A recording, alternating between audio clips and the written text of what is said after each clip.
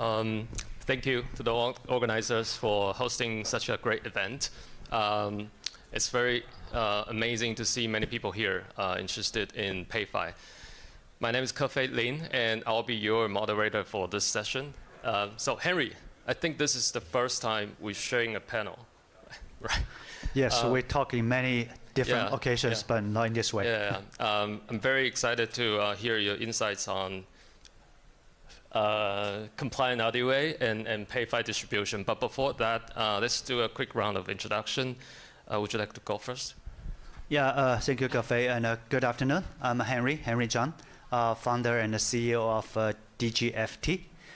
DigiFT is a marketplace for RWA. It's a DEX. That's uniqueness. Many marketplaces and exchanges, we are DEX, and we are licensed DEX. We are licensed in Singapore. First in Singapore, now we have a license in Hong Kong as well. We actually is the first one in the world get licensed by a tier 1 regulator for a DEX-based marketplace for RWA. So today's topic, I just find very, very passionate about it because this is exactly the way DigiFT positioned since we started 4.5 years ago, is based on the DeFi infrastructure, focus on beyond crypto assets, and in an institutional grade way, which is a regulatory compliant way. Yeah, for those who are not familiar with SBI, it is a financial services conglomerate based in Japan. We do all the TradFi stuff, but also invested in crypto space a lot and quite early.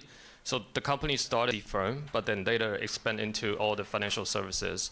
Now we are the #1 retail brokerage in Japan for securities, and the #1 online banking, and we do asset management, issuance as well. And for crypto, I think we started with investment back in 2015 from with those first generation crypto projects like Ripple. We're still the largest outside shareholder of Ripple, and on-chain analytics tools and exchanges. We do operate our own crypto exchanges as well. We have 2 licensed exchanges in Japan, and we operate mining pool. We do market making, and we operate security token offering platform. And most recently, actually that's one of my projects that we brought USDC to Japan. Until last month, I kept saying that this is the first and only stablecoin that's regulatory approved in Japan. But now we have a yen stablecoin approved just last month. So now there are 2 stablecoins in Japan. But our exchange is the first and by far the only exchange that's approved to distribute stablecoin in Japan. So in a nutshell, SBI is a TradFi, but very degen in the crypto space. Right. That's a little long, but yeah. But actually, let me do more advertisement about SBI. For those you are not very familiar with SBI, SBI is not only the largest online brokerage in Japan. They have banks and others, security exchanges, etc. Just look at one investment into Ripple. SBI is the largest investor into Ripple, still holding more than 9%. And the Ripple itself is a 200 billion company. So you can imagine how big SBI is. Look at us as a digital asset DAT. Yeah, you are DAT. You're holding in Ripple is about more than 20 billion type of thing. Yeah. Okay. So Henry, you have a wealth of experience as a banker, right? And now you're running a regulated RWA marketplace. Yeah. So I'll just get straight to the point, right? When do you think we'll see a better and more efficient, more compliant way for people to access PayFi opportunities, and RWA opportunities in general? Yeah. So traditionally, these kind of opportunities are really only for the banks and big players, right? And now with stablecoins and DeFi innovations like Huma, anyone with a crypto wallet and stablecoin can get involved permissionlessly. But which is great, but is that really enough? Speaking honestly, like as a public company, I doubt if my CFO or the risk and compliance team will be happy about, how things are done today. So I'd love to hear your perspective on how close are we to seeing a broader adoption and what needs to happen to get us there? Yeah, I think this is a very important question. This is related about what's the next step, what's the future about the PayFi, and also related to the on-chain assets. Saying that is a stable coin is one of the key things happened, especially in the last 6 months, especially US passed the Genius bill. Then people talking about quickly get used to the word about stablecoin. But stablecoin is nothing just money in the token forms, right? I'll call the stage 3. Stage 1 is money in paper. Stage 2 is today money electronically. Stage 3 is money in tokens called a stablecoin, so linked to that.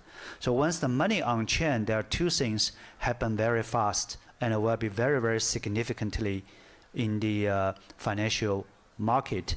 One is how to pay. Another is how to earn. So people like Huma, Solana, to first one in the world have this idea about the PayFi. I think it's very forward-looking. So now quickly be accepted. So it's payment. Once you're using the stablecoin to pay, you have a stablecoin in your wallet because as you mentioned, wallet is your self-control, right? Non-custodian. So you control your money, which is good. But then coming to another question is how do I earn?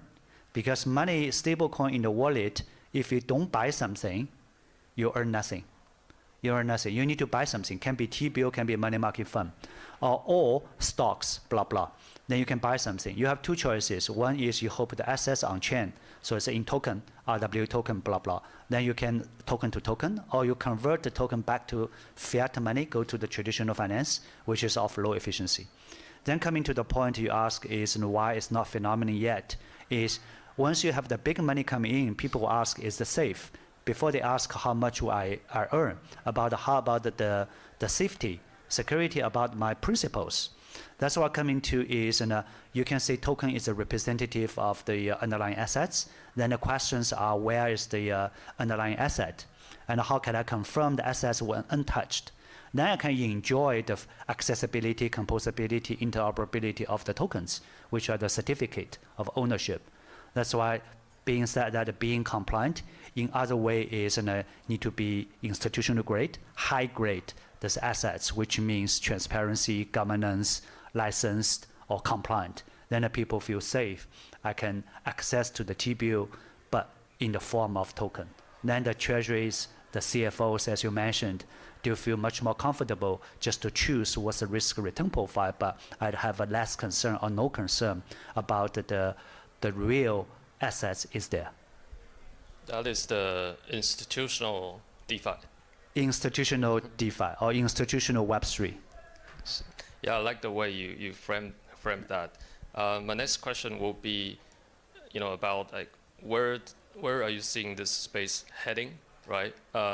From my perspective, the evolution seems to happen in two phases, right? Yeah. First, we have stable coins come in and create this new and more efficient payment rails. Yeah. And then after that, we start to tokenize this payment financing opportunities and make them investable and tradable, right? So what do you think comes next?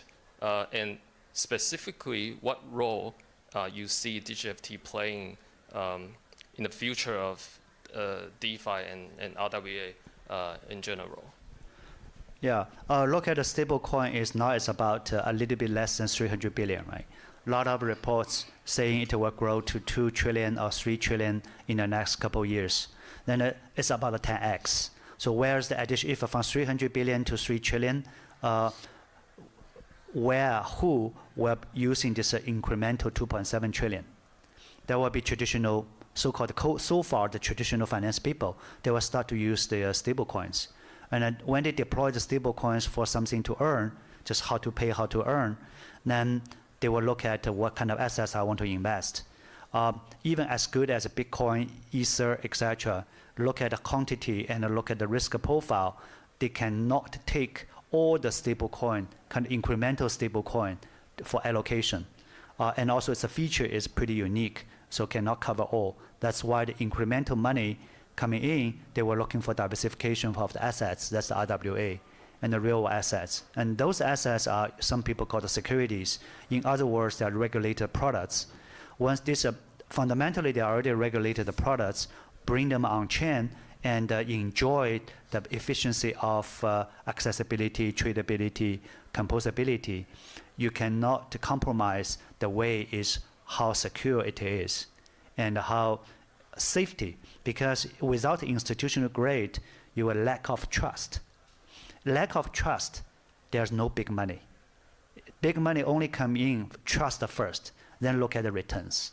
That's how do we think. Then DigiFT from day one, we want to use the new technology, it's so-called the DeFi, Web3, because it's enabled the interoperability, accessibility, self-custodian, smart contract driven. That's all the things, unprecedented efficiency we have. But we apply those tools in a regulatory compliant and institutional grade way, then the purpose is to build the trust. Then the big money, when they migrate, they can migrate quickly and safely and confidently. Says the ex-banker. So it is mainstream finance. Yeah, okay. It is mainstream finance. Well, talking about this, I have a question for you, right? You've been in the banking industry for more than 2 decades, and you served at the C-suite, C-level roles. Have you ever seen an innovation like this scale in your 2 decades of time in the traditional banking? Actually, no. That's why I think this is a huge opportunity, unprecedented opportunity, because this kind of novel innovation upgrade usually happen every 20, 30 years. Last time was internet. Before that was computer science. Before that maybe telecommunication technology. So we are very lucky coming to the time is and every 30 years happen, Web3, blockchain. Then when these things happened, just like internet 20 years ago, 25 years ago, move everything online, now moving everything on chain. That's a huge opportunity. If we have 1 more minute, I can ask, how do SBI think? SBI is really built the presence and a huge presence as a Web2 giant. Then go to the Web3 stage, what is SBI's view and the positioning? It really comes down to our DNA, and SBI is still a founder-led company. So we kind of disrupted the industry in Japan 25 years ago by bringing offline security brokerage business online. And last month, we just announced our next big transition for the next, I don't know, decade, which is bring those online services on chain, like you mentioned. So that's kind of what we're heading right now. I'm good? All right. So we're wrapping up. Maybe one final question, like a big picture question. What do you think we as an industry can accomplish together in the next 3 to 5 years? Yeah, just on a disclaimer, SBI did invest into DigiFT. That's why we already have pretty close equity tie already because we share the same vision. Speaking maybe on behalf of both SBI and DigiFT, I think this is a very typical migration from the current called the Web 2 to the future Web 3. The Web 3 will be Web 2 like today. It's become mainstream. So this is together we just as a migration, and this is migration for upgrading, do together. And that's migration story itself. Look at the quantity of current, how big the financial market it is, right? We just will be building on the a new platform, just like starting from 30 years ago. We're moving things online, enjoy so much efficiency and convenience. Now we're moving the things on Web 3.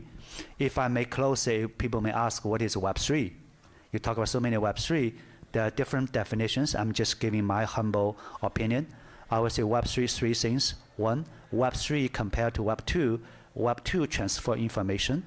Web 3 can transfer values. Number 2, Web 3 is smart contract driven. That's DeFi. That's public chain, smart contract driven. That's 24/7 type of thing can happen. Number 3, without Web 3 intermediaries. Less intermediaries, as little as possible. So P2P payment, that's how to pay. Number 3, I may say, is self-custodian. As you mentioned, further, again, in the history, people can control your own assets. That's why it can make the composability doable. Well, thanks a lot. We're a little over time, right? Thank you all. Thank you so much. All right, give it up one more time for Cafe and Henry, everybody. Let's make some noise. All right, nice, wonderful, wonderful. Love to see a family photo.